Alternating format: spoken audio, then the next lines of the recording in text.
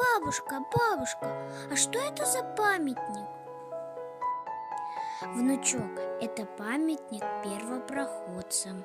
А кто они? Вот слушай, внучок, давным-давно по побережью нашей северной округи жили наши предки.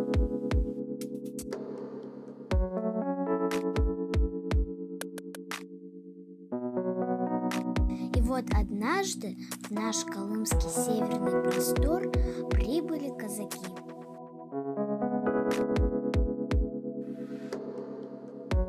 Встретили гостей предки наши с радушием. С появлением казаков на Колыме открылись первые школы, больницы.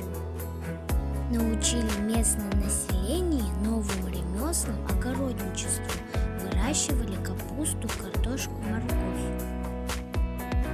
Вот на этом месте изначально была основана крепость Зимовьев.